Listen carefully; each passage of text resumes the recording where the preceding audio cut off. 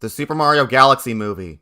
It's bad. Outside the first Sonic movie that one time, I don't really review stuff the moment they come out, as I'd much rather give myself and these videos time for proper polish, but I really need to get this off my chest while it's still relevant. This video might feel a little rushed compared to my usual output, especially since I'm trying to get this out ASAP to dedicate time to my Fire Emblem 4 video, which I actually want to make, but Illumination equally rushed this movie out the door for the big bucks, so there. In case you really haven't paid attention, I'm something you might call a Nintendo kid. I'm one of the people who got the Switch 2 on day one. I'm that dedicated. I've been a fan of this publisher's vast array of games for over half my life. Many of my all-time favorite games, including the Super Mario Galaxy games, came from them. I mean, I obviously can't defend their BS business decisions, I don't think anyone should, but that doesn't diminish the joy their numerous games have brought me and countless others over the years. However, I'm also a critic and a fan of film and animation, so I should expect a film based on one of the most beloved games in history to deliver. And it didn't even try. I'm gonna level with you guys. I like the first Illumination Mario movie. It's not amazing, it's very messy, and clearly needed a bit more sauce and effort in its script, not to mention less pop songs, but it at least had an easy-to-follow story, a clear vision on what to do with the Mario universe and characters, showed very clear appreciation for the source material, and didn't go too overboard with its fan service. While it satisfied plenty of fans, it also left a lot of more developed people wanting more from the second movie. And when I say more, I mean better. But when Illumination heard it, they took it literally. Countless people went on about the runtime and the pacing and the underdeveloped characters, which Shiggy and Chris drowned out in favor of their simps defending every bad decision. So in what ways does this movie improve from the first? Well, there's less pop songs, there's only one, and it kind of fit the scene, even if said scene shouldn't have even been in the movie. With no out-of-place pop music, Brian Tyler's actually allowed to flex with the score. It's honestly majestic, compiling so many iconic music tracks complete with some of his original compositions seamlessly. It looks really pretty, it's shot super well, and each location looks distinct and colorful. The action scenes go even harder than the first movie. If you're going into this just for the action, you might be satisfied. And shallow as it may have been, Bowser's dynamic with Junior is genuinely really sweet and heartwarming. I honestly got a little giddy seeing him so proud of the empire his son built for him. I guess it is customary for Bowser to be the best part of anything he's in. So what's wrong with the movie, you might ask? Simple. Everything else. The first movie gets a lot of flack for its story being shallow and poorly paced, understandably so, but it does have this going for it. It's clear. It's easy to follow who the characters are, what they want, why they're doing this, where the story's going, when it happens, and how it all goes down. Here, though, the characters are haphazardly whisked from planet to planet with no rhyme or reason. There is zero flow to anything. Things just happen, and we're expected to follow along. While the first movie has a very lopsided structure, this movie has no structure. It feels like two movies lazily slapped together into one uneven, undercooked cluster of a motion picture. I am fully of the opinion that the galaxy theming should have been saved for the third or even fourth movie. So much of this movie, like Yoshi's rushed introduction, the Mario Brothers' new roles, Bowser reconnecting with Junior, the dumbass Fossil Falls section that should have just been cut entirely, it all feels entirely at odds with what an adaptation of Super Mario Galaxy should be. By saving the galaxy setting for later, you'd actually give it the time it needs to breathe rather than dumbing it down to Mario references, the movie. It's a Super Mario Galaxy movie in name only, choosing to chase blatant reference bait over capturing the grandiose feel, heart, and soul of the game, or even doing justice to the face of that game. This movie's treatment of Rosalina is by a light year its biggest sin. I've already had plenty of issues with Rosalina's characterization post-Galaxy 2, a topic I'm probably gonna give its own video once this trash heap hits digital, and let me tell you, this movie might be the final nail in her coffin. For one, she's barely in it. It opens with her getting kidnapped, in which state she spends the entire movie. The most interesting, unique, mystical, compelling character of the main Mario cast, reduced to even more of a plot device than Luigi was in the first movie. And you know how she has such an engaging, heart-wrenching backstory of how she found her new family, which would be the perfect way to add some complexity to this rather flat universe? Well, they threw it all in the trash. Her original family no longer exists, it's never explained why she takes care of the Lumas. They had the perfect opportunity for a compelling story. The pieces were already there, yet they threw it all away and replaced it with an objectively inferior alternate take with nothing to it other than the twist that she and Peach are sisters? I'm sorry. What? Wait, are you mad that I spoiled such a shocking revelation for you? Really? You should be glad that I saved you $20. This was a twist I saw a lot of people speculating about before release, and I was praying for it to be false. Like, it's such a bizarre departure from how they are in the games, and the hints easily could have just been red herrings anyway. There's no way Nintendo will be stupid enough to okay this. As it turns out, they are stupid enough. Stupid enough to retcon the entire story and motivation of one of their most beloved female characters, reducing her to a prop for another character's half-assed arc. There were countless ways to build upon Peach's backstory from the first movie, and they chose the lamest way that also happens to completely destroy another character in the process. I feel like I'm the only one who's realized just how bad and tone-deaf a decision this was. It's a Scott Cawthon tier asshole that does nothing but take away. Yet everyone else, besides some shippers, seems strangely okay with this, because who cares about the plot or the writing or the faithfulness to the source material? Look, it's Toasterina and Rob and So Retro sprites, and you know, one criticism of the first movie I never really got was that it was just an onslaught of references. The references in question were often just basic things you'd regularly see in the games, and any actual references or Easter eggs were put off to the side and didn't actively take away from the story. I once saw someone acting like the first movie was nostalgia baiting them because a Bramball shows up. I'm sorry, but one random enemy from a Wii game showing up is not the same as Chewbacca getting a medal in The Rise of Skywalker. While full of throwbacks, the first movie was at least sincere about them and didn't actively veer into mindless key jingling. The Galaxy movie, though, is exactly that. An onslaught of mindless Mario references made for a bunch of baboons to point and gawk at, overlooking everything else. There is literally a scene where, front and center, the SS Dolphin from Pikmin lands on the Gateway Spaceport, and a bunch of Pikmin come out. Look, Shiggy, I get that you love your little plant boys, but do you mind being at least a little discreet with references like this? And then there's Fox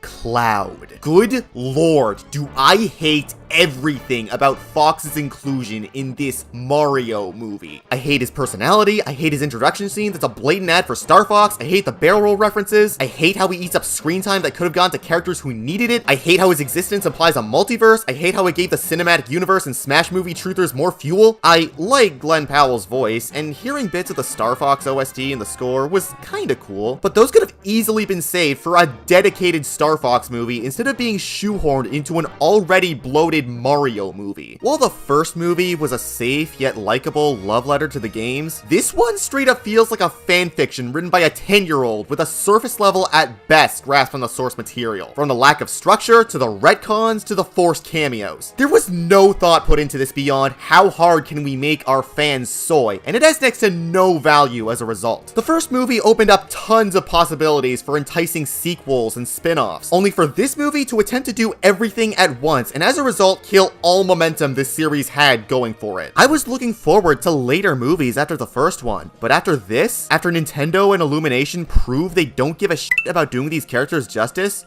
why should I care? I sat through the full credits of this movie, and to be honest, when Daisy showed up in the post-credit scene, I felt nothing. Daisy is by far my favorite of the Mario princesses, and I felt nothing seeing her on the silver screen. That should tell you everything. I get that not every movie needs to be deep, and that some movies can just simply be fun, but that's no defense for shit like this having next to no thought put into them. I don't care if it was made for the fans. I'm a die-hard Mario and Nintendo fan. I'm supposedly the target audience for a movie like this, and I still couldn't stand it. I honestly can't even call it a good Mario movie, given how little interest it has in fleshing out this world and these characters, and how hard it ignores and outright breaks established lore. And no, shoving in a bunch of references to random games does not equate to a good adaptation. If the script is bad, the movie is bad. There. That's it. Don't act like the script isn't important and the fun and entertainment matters more, because that's just a flimsy excuse to downplay the fundamental issues with what should be priority number one when making a movie. This is literally how Pokemon fans sounded defending Scarlet and Violet a few years ago, acting like it was still a fun game if you ignored the glitches, the horrible performance, the shallow world design, basically every part of the actual game. I hate to bring Sonic into this, but while his movies have their issues, they also have a lot more staying power since the writers and directors actually put effort into the scripts and responded to fan feedback, improving the universe with each sequel on top of pleasing the fans. If Illumination were given the reins to Sonic, they probably would have gone full Pontac and Graf, reducing the characters to one-note archetypes due to how little they care. I know what you might be thinking. It's a Mario movie.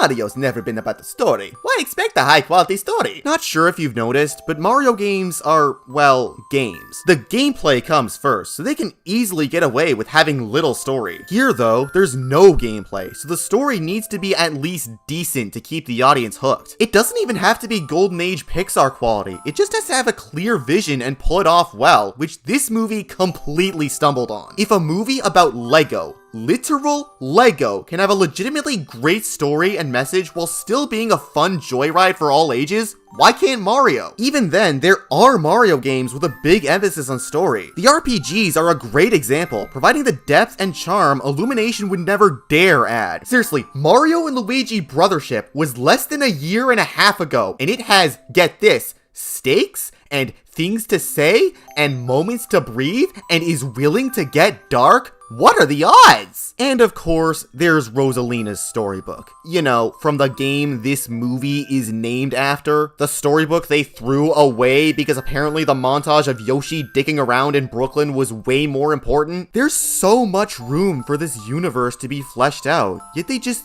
don't. Because to Nintendo, the Mario characters aren't characters, they're props. As for Illumination, they know from experience that they can do nothing but jingle keys in front of their audiences, knowing that brain-dead kids would give them billions and vehemently defend any criticism of their products under the guise of, but they're fun! Newsflash, Illuminate simps, it's possible for a movie to be fun for kids and thought-provoking for all ages. Seriously, we just got Hoppers, which is honestly one of Pixar's best movies in a while. If you had fun with this movie, more power to you. I'm glad you at least had fun. But that doesn't mean you shouldn't demand better from these billion-dollar companies. By eating this up, gawking at all the references online, and viciously deflecting or downplaying all the issues, you're giving Nintendo the go-ahead to keep half-assing their adaptations like this. Do you want to keep walking out of Nintendo movies or shows continuously wishing the writing was good? Well, if you continue to not take these problems seriously, we'll keep getting corporate slop like this. The upcoming Zelda movie will just be a boring, tropey, colorless CGI fest. Pikmin will just be reduced to minion-like mascots instead of their world and atmosphere being captured well. And Splatoon, my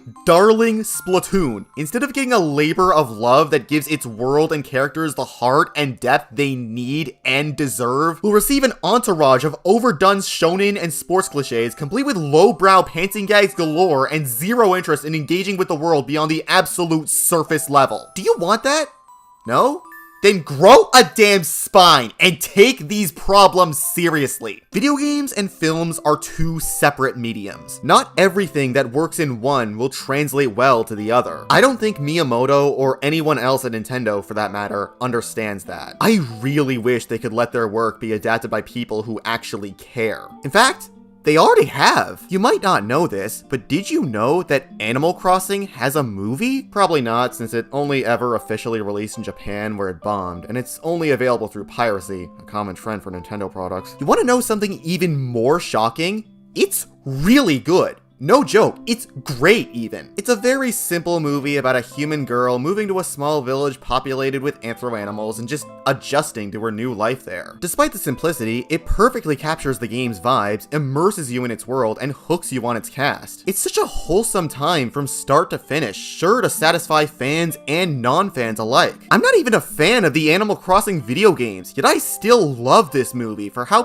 pure and earnest it is. I seriously wish later adaptations of Nintendo games would be like this, instead of just reference slop for brain-dead TikTokers. So, Nintendo, I must ask you, out of all the talented studios you could have entrusted your poster boy to for a film, why on earth did you choose Illumination, the creators of the Minions, who haven't made a generally well-liked movie since their first in 2010? The people who refuse to put effort into any of their products since they know they'll make money anyway. There are so many talented writers and studios who I can assure you would be way more equipped to do Mario and other series justice than the studio behind Hop. Apparently, some people claim they went with Illumination over other American studios since they're the only non-Disney studio with any prevalence in Japan. Not to mention they're owned by Universal, who's responsible for the Super Nintendo World theme parks. But Universal also owns DreamWorks, who you'd actually get a chance at putting out something worthwhile with. And if you wanted to cater to your Japanese roots, there are countless talented anime studios you could have partnered with. You guys are not even a half-hour drive away from Kyoto Animation, the studio that made A Silent Voice. But no! Clearly, Illumination, creators of The Secret Life of Pets and Sing, and Avi f***ing Arad, the king of studio interference, are far more trustworthy to adapt your most treasured games to the silver screen than this niche studio who only makes stuff for basement-dwelling otakus. Anime having no mainstream appeal like Minions is not an excuse, because we live in an age where anime is more mainstream than ever. The Demon Slayer Infinity Castle movie made almost $1 billion last year. It didn't need any brand tie-ins or celebrity star power beyond an apparent Channing Tatum cameo. It being the start of the finale to one of the most popular anime in recent memory was enough publicity. And even beyond franchise stuff, the works of studios like Ghibli and directors like Makoto Shinkai have proved that there is an audience for non-franchise anime movies even beyond Japan. Bottom line is, trusting Illumination with making a good adaptation of Mario, or any other franchise for that matter, was a mistake. Nintendo has made some of the most beloved games in existence. I should expect direct adaptations of their work to carry the same love, care, and effort, all of which are completely alien to big studios like Illumination. Stop accepting the bare minimum. Pointing at things you recognize is not a sustainable formula in the long run. You know the richest company in Japan can do much better with these, so demand better. I think I've said everything I need to. I really gotta get back to what I was supposed to be doing, talking about the best Fire Emblem game ever made. Tokyo Mirage Sessions Sharp FE, baby! Nah, just kidding. I'm actually talking about Genealogy of the Holy War. Join me next month when I'm done. I guarantee you my video on it will be a far better feature-length film based on a Nintendo game than what Mario Galaxy got. See you then!